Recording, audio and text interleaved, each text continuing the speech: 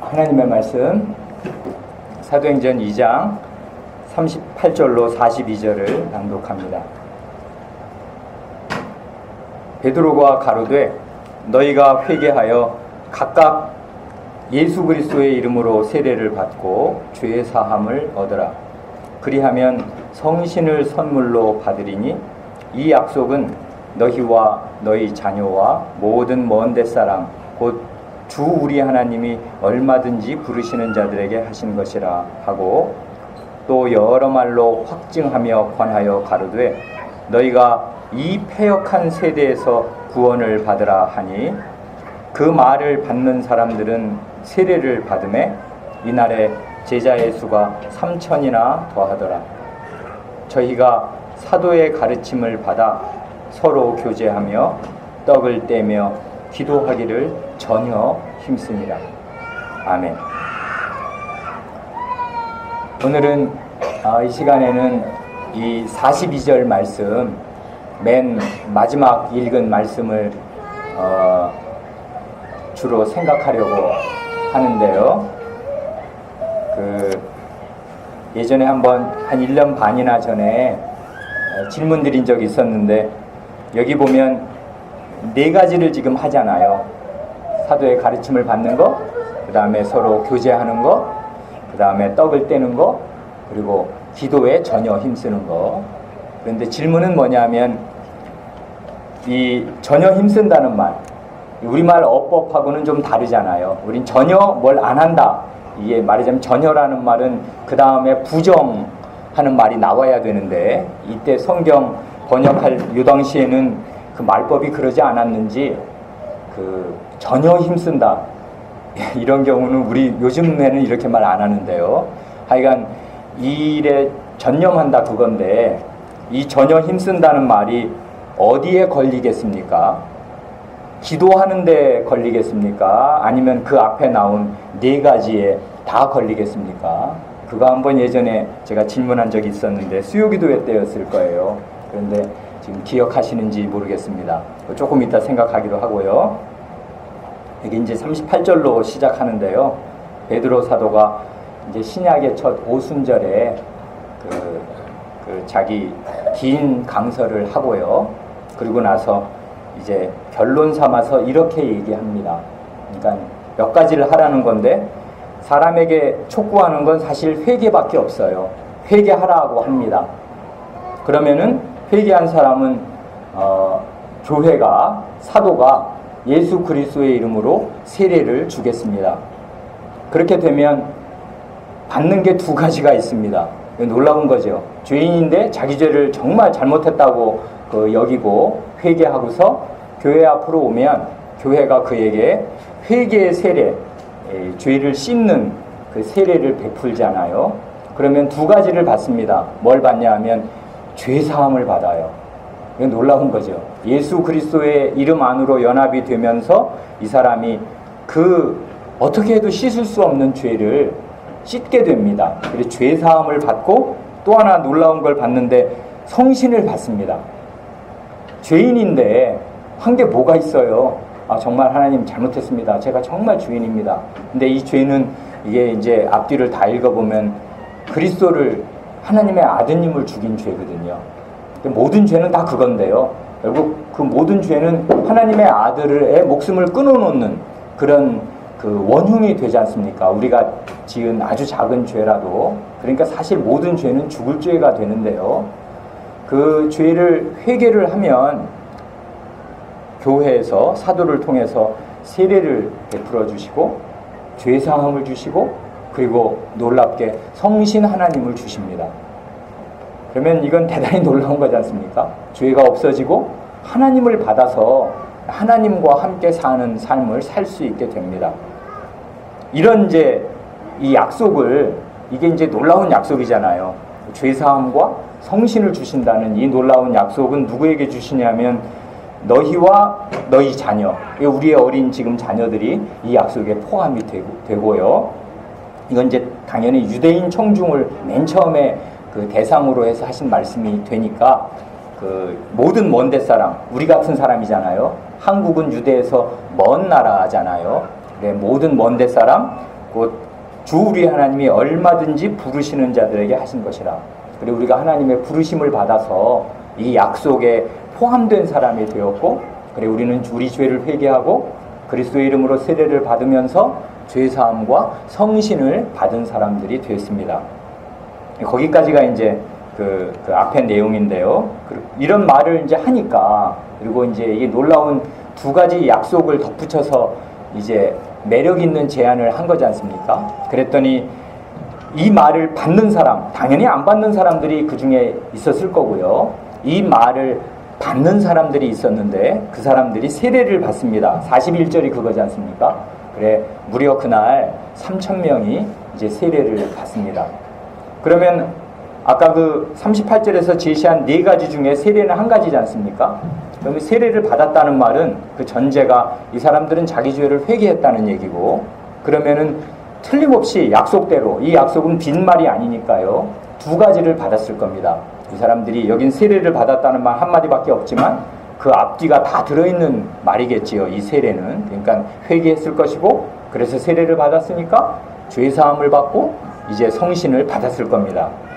그 다음이 이제 그 문제 42절이라고요. 아주 중요한 구절.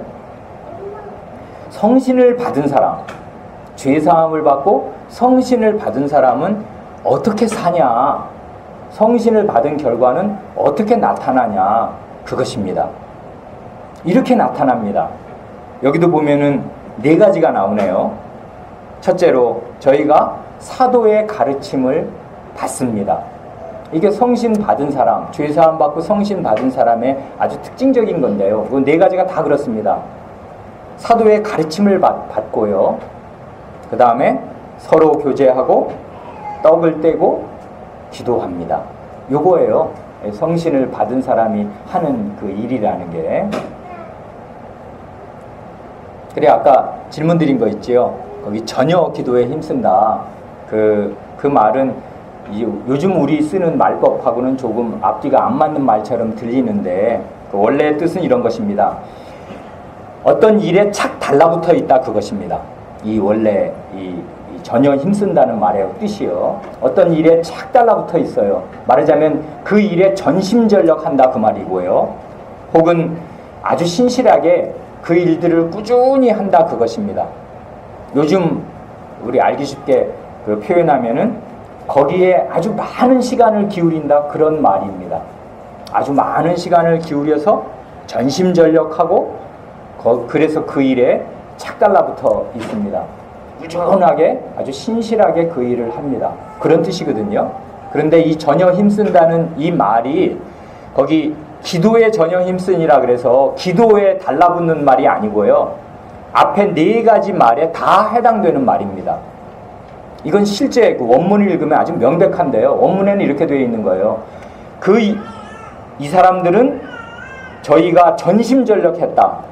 어느 일에, 어느 일에, 어느 일에, 어느 일에. 이렇게 되어 있는 거예요, 원래가. 그러니까 그 일에 착 달라붙어 있었다.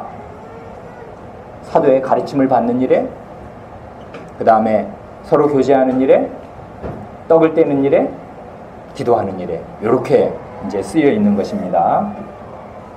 그러니까 성신을 받은 사람이 첫째로 하는 그 전심전력하고 착 달라붙어 있는 일은 뭐냐면은 사도의 가르침을 받는 일입니다. 이건 결국 그리스도의 말씀을 듣는 걸 말하지 않습니까? 왜냐하면 그리스도께서 사도에게 맨 마지막에 내리신 아주 중요한 그 명령이 뭐냐면 너희는 가서 세례를 주고 내가 너희에게 분부한 모든 것을 가르쳐서 지키게 하라. 이게 사도에게 주신 말씀이었으니까 사도의 가르침이란 사도가 뭐 자기가 이렇게 살면 인생 잘 산다 이런저런 얘기를 늘어놓는 게 아니고 사도는 오직 그리스도께서 자기들에게 분부하신 모든 말씀 그것을 가르치는 것입니다. 그러니까 사도의 가르침을 받는다는 말은 그리스도의 말씀을 받는다는 말과 똑같아요. 그러니까 이 당시에 유대인 이 회중이 그리스도의 말씀을 듣는 길은 하나밖에 없어요. 그건 사도의 가르침을 받는 것입니다. 그러면 정말 하늘에 계신 그리스도의 말씀을 듣는 것입니다. 내가 너희에게 분부한, 그때 너희는 원래는 사도니까요. 내가 너희에게 분부한 모든 말씀을 가르쳐라. 그게 사도에게 주신 그 사명이고, 사도는 신실하게 그 주님의 자기에게 분부한 모든 말씀을 가르칩니다. 그러면 그게 그런 말씀을 들으면 이 회중은 정말 하늘에 계신 승천하신 가장 높이 되신 그리스도의 말씀을 정말 듣는 것입니다. 그래서 성신을 받은 사람은 그리스도의 말씀을 들어요. 그래서 성신과 말씀은 하나입니다. 성신을 받은 사람은 그리스도의 말씀을 들어요. 그래, 사도의 가르침을 받는 데에 전심전력합니다. 그리고 나서 이제 그 다음이 두 번째가 서로 교제하는 거지 않습니까? 이게 뭘까요? 이 재밌는 게 이 원문을 보면 서로라는 말이 없어요. 이 서로 교제하며 그러면 이건 누가 몰라, 성도의 교제를 말하는 거 아니야, 우리끼리 서로 교제하는 거, 성도끼리 열심히 교제했다는 거 아니야, 그걸 다 알지 누가 몰라, 이렇게 생각하면 오해입니다. 이게 교제라는 말이 고이노니아라는 말이잖아요. 여기 그들은 전심전력했다, 여기에인데, 첫 번째는 사도의 가르침에, 그리고 그 교제에, 이런 뜻입니다. 정관사가 붙어있고, 말하자면 더 코이노니아예요. 그러니까 이 교제는 뭐지? 아니 거기 3,000명 세례 받았으니까 자기들끼리 교제했다는 말 아니야? 그럴 수도 있는데 아닐 수도 있습니다. 요한일서 1장 3절을 보면 여기에 대한 아주 좋은 실마리를 얻습니다. 이건 물론 베드로 사도가 지금 한 말이고 누가가 기록한 얘기인데, 베드로 사도와 늘 함께 있었던 요한 사도가 자기의 서신서를 요한일서에 쓸 때 이렇게 말하거든요. 여기 보면 그 교제라는 말이 나와요. 똑같은 코이노니아가 나온다고요. 뭐냐면 요한일서 1장 3절인데, 우리가 보고 들은 바를 너희에게도 전함은, 이때 우리는 요한 사도단을 말하는 거지 않습니까? 우리와 너희입니다. 그러니까 일단 사도는 자기의 사명을 아니까 자기와 회중을 분리시키는 거예요, 일단은. 그래서 우리가, 사도인 우리가 보고 들은 거, 이게 본 건 예수님이고 들은 건 예수님의 말씀입니다. 그러니까 우리가 보고 들은 예수님과 예수님의 말씀을 우리 이 요한일서를 읽는 이 회중에게 전하는 이유는 너희로 우리와 코이노니아, 사귐이 있게 하려 함이니, 그 다음 우리의 사귐은, 그때 우리는 이제 우리 사도와 너희 회중이 포함된 다 우리일 것입니다. 이게 우리의 그 동심원이 넓어진 거죠. 우리의 사귐은 아버지와 그 아들 예수 그리스도와 함께 합니다. 여기에 이 교제에 그 가장 중요한 면이 있어요. 이 교제는 뭐냐면 성도의 교제라고 말해도 좋습니다. 성도의 교제의 그 핵심, 가장 중요한 알맹이는 뭐냐면 아버지와 그 아들 예수 그리스도와 함께하는 사귐입니다. 그 코이노니아라고요. 그러니까 사도의 말씀을 받으면 어떻게 되냐면 그 교제에 힘쓰게 되는데, 그 교제는 1차적으로요, 서로 교제하는 그 서로라는 말이 없어요. 그 교제입니다. 그 교제는 무슨 교제인고 하면 아버지와 그 아들 예수 그리스도와 함께하는 교제일 것입니다. 이게 1차적이에요. 사도의 가르침을 받고, 그러니까 그리스도의 말씀을 받으면 주 그리스도와 교제하게 됩니다. 그리스도와 깊은 사귐을 나누게 돼요. 왜냐하면 그리스도는 말씀 안에서 자기를 다 주시거든요. 말씀을 주신다는 얘기는 그냥 말만 이렇게 내 말 잘 들어 이런 얘기가 아니에요. 그 말씀은 정말 그리스도의 피가 묻어있는 말씀이고 그리스도의 심장이라고 말해도 좋습니다. 그리스도께서, 하나님께서 그리스도에게 말씀을 주실 때, 그리고 그리스도가 자기 아버지에게 들은 말씀을 자기 제자들에게 줄 때, 그리고 그 제자들이 그리스도에게 들은 말씀을 회중에게 전달할 때, 그것은 그리스도 자신을 전달하는 것이고요, 하나님 자신을 전달하는 것입니다. 그럼으로써 사도의 말을 받음으로써 하나님 자신과 그리스도 자신과 교제하게 됩니다. 이게 성도의 사귐의 이게 핵심입니다. 그 다음 세 번째는 떡을 떼지 않습니까? 이건 밥 먹는다는 얘기인데 그냥 밥 먹는 게 아니라 성찬의 떡을 떼는 걸 아마 뜻할 것입니다. 그래서 여기서는 그 떡을 떼는 것입니다. 정말로. 그러니까 성찬을 행하는 것에서 아주 두드러지게 나타나지 않습니까? 교제의 성격이라는 게. 성찬은 당연히 이제 성도들이 함께 받아서 성찬은 두 가지 교제를 이제 보여주잖아요. 하나는 주 그리스도와 나누는 교제. 이건 피를 나눈 교제입니다. 죽고 사는 관계예요. 너와 나는 공동 운명체다. 한 몸이다. 내 피를 너에게 준다. 내 몸을 너에게 준다. 이건 부부의 사랑 이상이죠. 부부는 뭐 피까지 줄 수는 없지 않습니까? 뭐 몸은 한 몸인지 몰라도. 그런데 그리스도는 정말 자기의 피와 생명을 주십니다. 이런 사귐을 성찬에서 누리지 않습니까? 동시에 그 성찬을 함께 받으면 이제 수평적인 교제도 당연히 있잖아요. 함께 그 몸을 먹고 마신 사람들과의 생기는 그 혈맹, 피로 맺은 유대가 또 여전히 생깁니다. 그래 성찬에 힘쓰고 그 다음 마지막에는 기도에 힘씁니다. 기도는 이건 명백하지요. 우리가 하나님과 나누는 이제 교제입니다. 그러니 성신을 받은 사람이 하는 이 네 가지를 가만 보면 그 십자가에 이렇게 수평이 있고 수직이 있으면 이 수평적인 교제가 당연히 배제되지 않습니다만은 이 네 가지를 곰곰이 잘 생각하면 이건 전부 수직적인 교제를 엄청 강조하고 있어요. 사도의 가르침을 받는다는 거, 하나님의 말씀이 내려옵니다. 하나님이 자기를 주십니다. 그러면 맨 마지막에 보면 기도하잖아요. 내가 하나님께 나를 드립니다. 하나님께 말씀을 드리고 하나님의 말씀을 듣고 이렇게 위에서 아래로 내려오고 아래에서 위로 올라가고 그 다음에 중간에 그 말씀과 기도 사이에 그 교제와 성찬이 있습니다. 그 교제란 이런 이 오고 가는 이 교제입니다.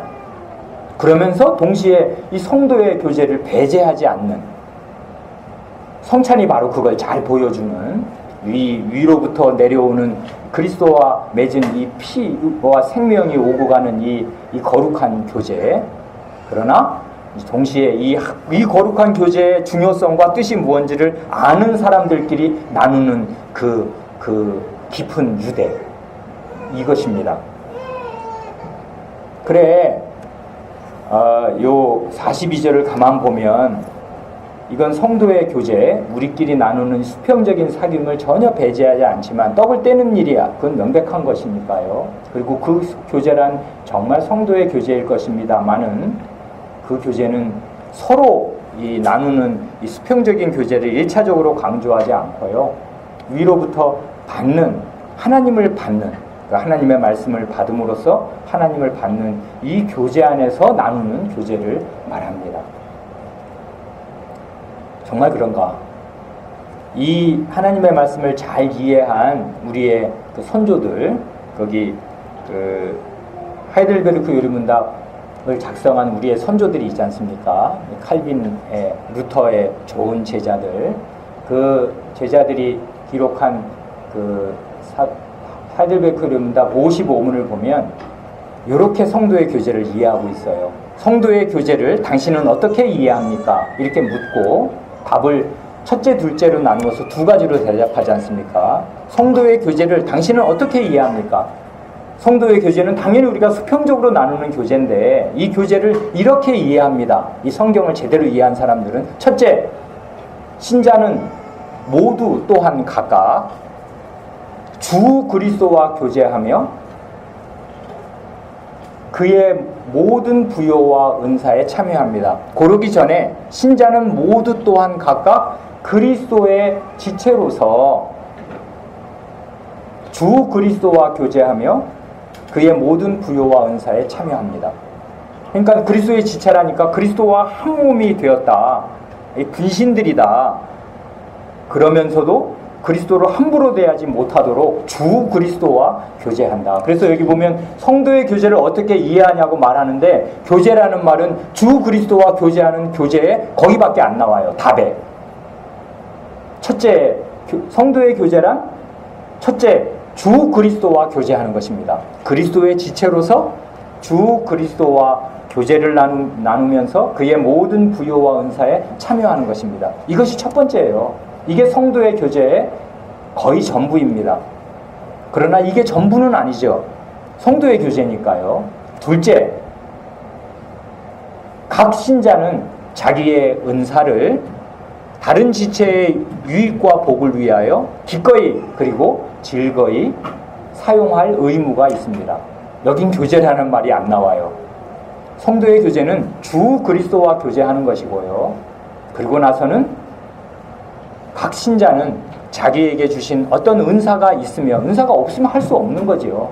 그럼 다른 지체에게 주신 은사를 자기는 그냥 받는 것입니다. 그럼으로써 성도의 교제에 참여해요. 그런데 뭐 하나라도, 휴지 하나라도 주실 수 있는 기능과 그런 그리스도로 말미암은 그런 희생적인, 자기 희생적인 거룩한 사랑의 마음이 생겼으면 그게 은사인데요. 그 은사를 다른 지체의 유익과 복을 위해서 기꺼이 그리고 즐거이 사용할 의무를 가지는 것, 요게 성도의 교제입니다. 그러니까 이걸 보면 우리 하이델베르크 이루문답을 작성한 우리의 선조들은 성도의 교제를 잘 이해하고 있는 거죠. 그럼 왜 그럴까요? 여기 사도행전 같은 이 서로 교제하며 할 때 그 교제가 뭔가를 잘 이해한 사람들이니까 이 신앙 고백을 이렇게 할 때 제대로 잘 고백한 것입니다. 왜 이 말로 오늘 이 경건회를 말씀을 드리냐면, 결국 우리가 이렇게 모여서 먹고 자고 정말 성도의 교제를 이제 아주 더 살갑게, 피부에 와닿게 더 나누겠습니다. 그럴 때 진짜 성도의 교제란 뭔가, 어떻게 이게 가능해지나, 이게 성신을 받은 열매로 나타나는 것이 성도의 교제인데, 이 성도의 교제는 무엇인가 하는 것을 먼저 잘 한번 생각해 보십사 하고서 이 말씀을 함께 나눕니다. 같이 기도드리겠습니다.